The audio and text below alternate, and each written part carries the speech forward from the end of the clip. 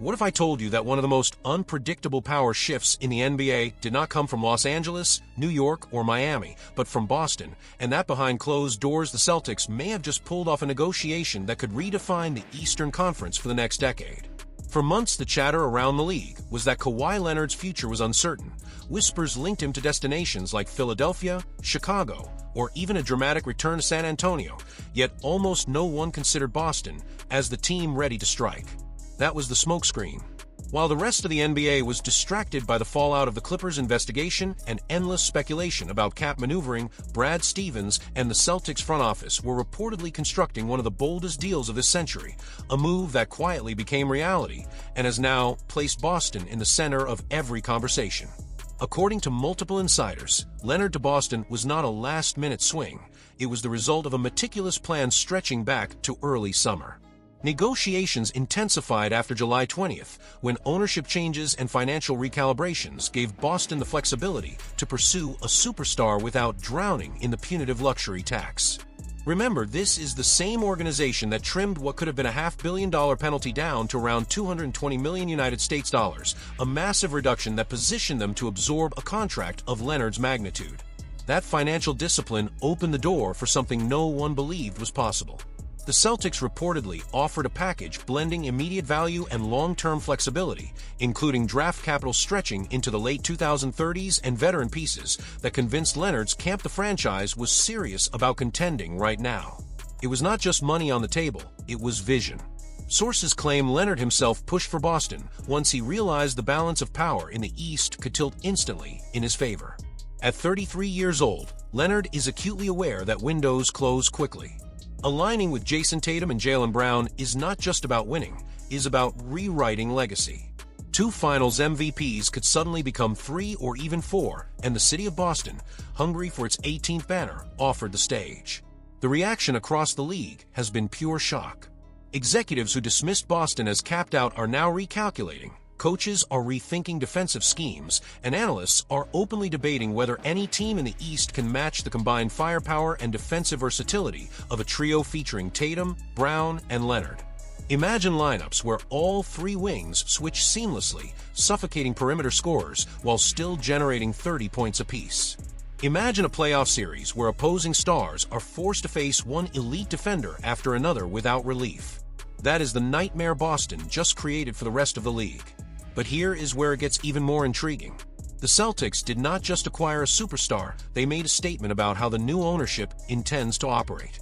Bill Chisholm and his group did not spend $7 billion to sit quietly. They have already proven they are willing to cut deep when it comes to finances, and now they have shown they are willing to gamble aggressively on talent when the moment demands it.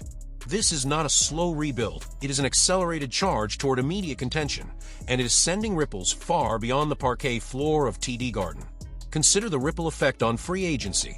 Players across the league now see Boston not just as a contender, but as a magnet. Veterans chasing rings, young stars looking for a stable environment, agents eyeing the exposure that comes with a winning market, all of them will take a second look at Boston now that Leonard has joined forces with Tatum. Already, betting markets in Las Vegas have shifted dramatically, with odds on Boston lifting the Larry O'Brien Trophy in June moving faster than any team in recent memory. Skeptics will ask about chemistry, about Leonard's health, about the risk of integrating a superstar into an already strong core. Those are fair questions, but history shows that when Leonard is healthy, he changes series on both ends of the floor. He is not a volume scorer who needs 30 shots to impact a game. He is efficient, surgical, and devastating in clutch moments. Place that alongside Tatum's offensive gravity and Brown's slashing ability, and you have a formula that could overwhelm even the most disciplined defenses. What makes this story so shocking is how stealthy it all was. In an era where every rumor leaks on social media within minutes, Boston managed to keep negotiations under wraps until the deal was virtually complete. That secrecy itself signals something larger, a front office working in unison with ownership, agents, and even Leonard's camp to execute a masterstroke that blindsided rivals. The last time Boston pulled off a move with this level of surprise was in 2007 when Kevin Garnett and Ray Allen arrived, sparking a title run that still defines the franchise's modern era. The parallels are impossible to ignore. For fans, this moment is more than excitement, it is validation. The Celtics are not content with being perennial contenders who fall short in May. They are pushing the chips in, signaling that banner number 18 is not a dream for the future, is a target for the present. Every decision, from financial maneuvering to roster building, has led to this gamble, and now the NBA waits to see whether it transforms Boston into the epicenter of professional basketball once again. So the question now is not whether the Celtics can compete, it is how quickly this new superstructure can gel, and how devastating it can become once the playoffs arrive. Rival executives are scrambling for answers, fans are electrified, and analysts are already marking Boston as the most dangerous team of the season. One thing is certain, the NBA hierarchy just shifted, and the balance of power may once again run through Boston. Celtics are once again at the center of negotiations that could redefine the Eastern Conference and the balance of power in the NBA. The conversation around Boston's front court is not just about filling gaps, it is about whether the franchise is willing to make a bold move that could change its destiny for the next decade. When you look at the roster as it stands today, you see names that work hard, you see potential, but you also see a glaring need for a player who can anchor the paint, command attention on both ends of the floor, and open space for Jayson Tatum and Jaylen Brown to unleash their full arsenal. That is why the whispers around Domantas Sabonis and the Celtics are not just rumors, they are signals of how far Brad Stevens might be willing to go in order to keep Boston at the top of the league. Think about this for a moment. Sabonis is under contract for nearly $50 million per year, yet in a league where salary caps are rising and television deals are injecting billions of dollars into the system, that number begins to look like a bargain for what he brings. A consistent triple-double threat, one of the best passing big men in the world, and a relentless rebounder, Sabonis is not just a name, he is a system. Boston knows this. That is why the trade package floated involving Anthony Simons, Sam Hauser, George Niang, Neemias Queta, and 2 first-round picks suddenly feels less like a dream and more like a test of courage. Are the Celtics ready to sacrifice depth and draft capital to secure a front-court piece that could immediately transform their identity? Here is where the curiosity grows deeper. Boston has maneuvered itself into the second tax apron, about $20 million above the luxury tax line, which limits their flexibility and raises penalties every year they remain there. A Sabonis trade is not only about talent, it is also about proving that the front office is willing to navigate the financial storm in order to win again. If the Celtics make this move, it sends a clear message across the league that banners, not balance sheets, remain the highest priority in Boston. And that kind of mentality has always separated franchises that chase highlights from those that build dynasties. Now imagine the on-court impact. A player who can screen and roll with Tatum, hit cutters with precision passes, and dominate the offensive glass would immediately erase the doubts that surround the current group of bigs. Fans know the names that fill out the rotation today, but what many do not realize is how fragile the interior presence really is when you measure it against the physical battles of a 7-game series. Sabonis changes that equation overnight. He turns mismatches into advantages and forces opponents to adjust their entire defensive scheme. The question then becomes what Boston is willing to surrender in order to acquire him. Simons has talent, but he is not irreplaceable. Hauser is beloved, but role players can be developed.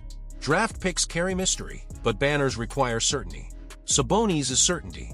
He is production you can bank on, numbers you can trust, and a style of play that lifts the entire roster. Boston's negotiations are not about desperation, they are about opportunity. This is not a team searching for identity, it is a team protecting its throne in the East. Even if the deal does not happen this month, the fact that it is being discussed reveals a strategic truth. The Celtics are not sitting still. They are listening, calculating, and preparing for a move that could arrive when the rest of the league least expects it. The presence of Sabonis in green would not just be another transaction, it would be the type of seismic shift that forces every rival to rethink their path. That is why Celtics fans should stay hopeful.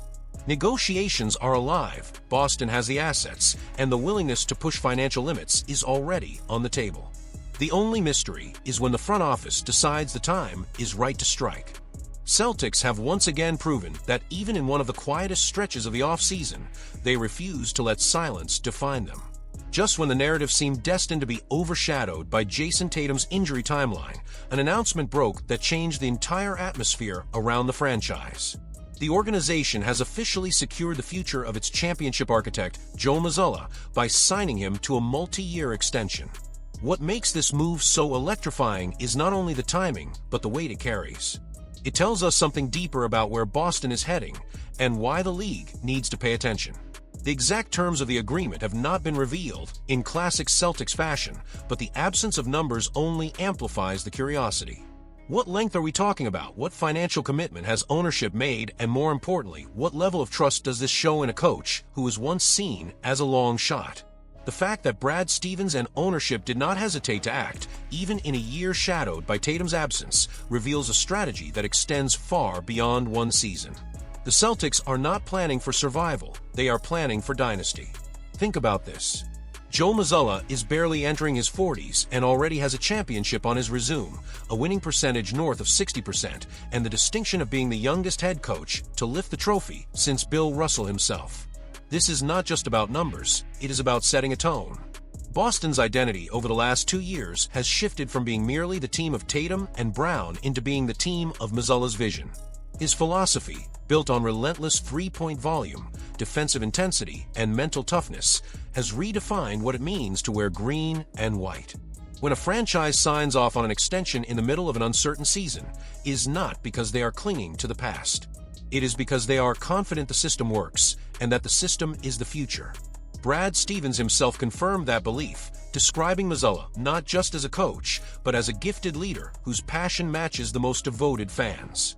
For a general manager known for his calculated patience, this level of conviction is remarkable. Remember, Stevens once took the gamble of pulling Mazzulla from the second row of the bench into one of the most high-pressure jobs in sports. Now, 2 years later, that risk has transformed into a masterstroke. Extending him now eliminates doubt, solidifies continuity, and signals to the league that Boston is not entertaining instability. There is also a psychological layer to this decision that should not be ignored. With the NBA landscape constantly shifting, teams often hesitate to commit to a coach too early, fearing backlash if results falter. Boston is taking the opposite route. They are sending a clear message to the players, to rival teams, and to the fan base. No matter what the 2025 season looks like, Joe Mazzulla is the man leading the charge. That kind of clarity removes excuses, fosters trust, and builds the foundation for another championship push the moment the roster is fully healthy. And do not overlook how this connects directly to Jayson Tatum's recovery story. While speculation swirls about whether he could return late this season or only in the following year, what Boston has quietly ensured is that when he does step back on the hardwood, he will be guided by the same voice, the same system, the same leader who already knows how to reach the mountaintop. That is not just management thinking about wins, it is management thinking about legacy. Celtics fans can also take comfort in the fact that Mazzulla himself embraces the challenge. His words about faith, family, and gratitude are not empty statements. They reveal a man anchored by something deeper than statistics or spotlight. He has already stared down criticism, brushed off doubters, and turned the noise into fuel. If that mindset carried Boston to a title under pressure, imagine what it can do with the stability of a long-term extension. So the real question becomes, what are the Celtics building toward? Is this extension the first piece of a larger blueprint, one that could see Boston dominate the rest of the decade? Could this commitment to Mazzulla be the anchor that keeps Jayson Tatum and Jaylen Brown aligned long-term, ensuring that the window stays open wider than anyone anticipated? These are the unknowns that make this announcement so electrifying. It is not just about keeping a coach, it is about keeping alive the possibility that Boston could emerge from this so-called gap year stronger than ever. The league may see this as a minor off-season headline, but Celtics fans should recognize it for what it is. A declaration that the standard remains unchanged, that the banner-hunting mentality is still alive, and that the path forward has been drawn with conviction. Joe Mazzulla is not only here to stay, he is here to shape the future. And if history has taught us anything, when Boston makes a move with this much certainty, it usually means another championship banner is on the horizon.